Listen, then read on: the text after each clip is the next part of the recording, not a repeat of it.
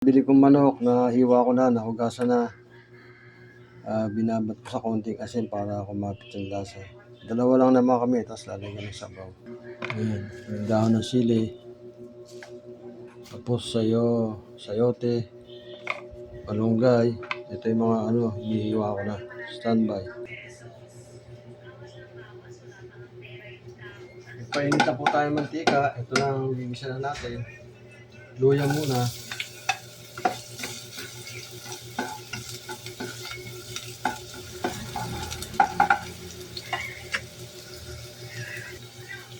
Sunod natin yung bawang para hindi siya masunog.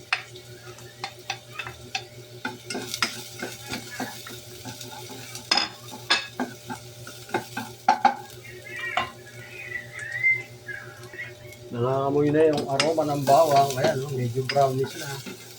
Lagyan na natin sibuyas.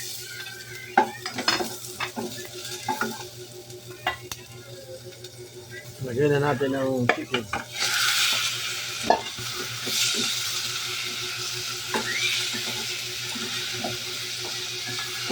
Tapos lagyan natin ang sabaw. Tapos muna natin. Putsan na natin.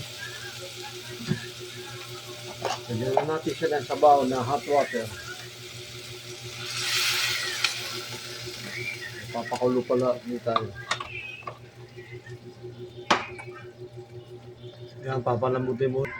Habang pinapalambot natin ko yung chicken, ihimay natin tong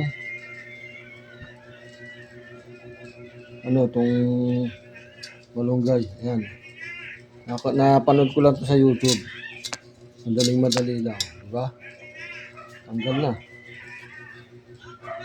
Alisin nyo siya sa pinakatangkay niya. Tapos susuot nyo ron sa may mga butas.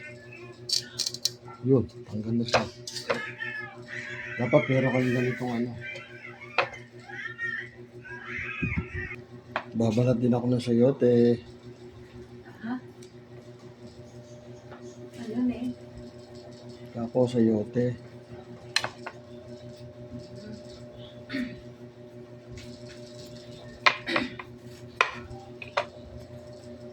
Lagyan natin ang pampalasa, patis. Yan ang pampapalasa nyo sa Ha? Pamintang. Paminta.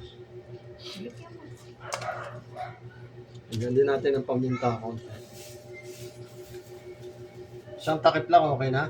Oo. Yan ang masarap sa tinola.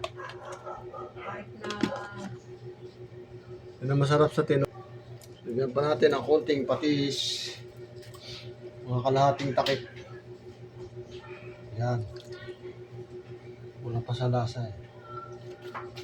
At lagay na rin natin ang sayote. Sayote. sayote. Yan. Sayote. Kaya na lang natin lumambot at lalagay na yung mga malunggay at daon sili. Standby. Lalagay na natin ang daon sili at malunggay. Yan. Sarap mo. Tinola. Suwabe.